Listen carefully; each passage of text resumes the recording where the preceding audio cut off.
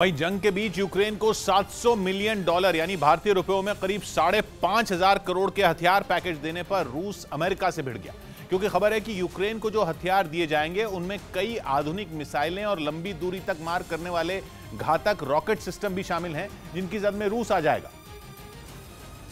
जिनकी मांग पिछले कई दिनों से ज़ेलेंस्की कर रहे थे ताकि वो यूक्रेन के अलग अलग शहरों और खासकर पूर्वी हिस्से डॉनबास में रूसी हमलों का जवाब दे सकें,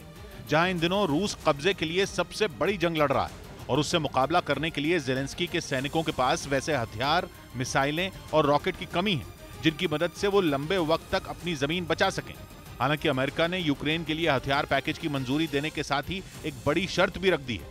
अमेरिका ने साफ किया है कि ज़ेलेंस्की के सैनिक किसी भी हाल में उसके रॉकेट सिस्टम से रूस की सीमा के अंदर वार नहीं करेंगे। The Ukrainians have given us assurances that they will not use these systems against targets on Russian territory.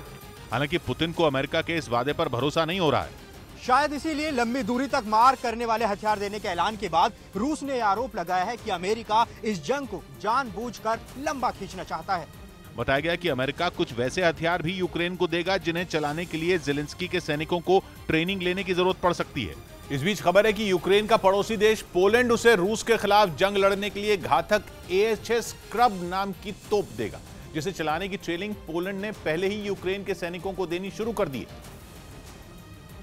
ताकि जब AHS स्क्रब नाम की ये तोप जंग के मैदान में उतरे तो दुश्मन घुटनों पर आ जाए और युद्ध की शुरुआत से ही यूक्रेन के साथ खड़े पोलैंड पर भी बरकरार खतरा टल जाए। पोलैंड की न्यूज वेबसाइट उक्रेनफॉर्म के मुताबिक पोलैंड की तरफ से 60 AHS स्क्रब तोप यूक्रेन को दी जानी है, जिनमें 18 तोप ज़ेलेंस्की की सेना के पास मई के आखिर तक पहुंच चुकी हैं और करीब 100 सैनिकों को इसे चलाने की ट्रेनिंग भी दी जा चुकी है और उसे तबाह करने की ताकत रखती।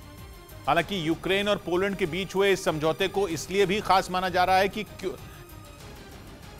क्योंकि पोलैंड को इतना बड़ा सैन्य हथियारों का ऑर्डर मिले कई साल बीत गए थे।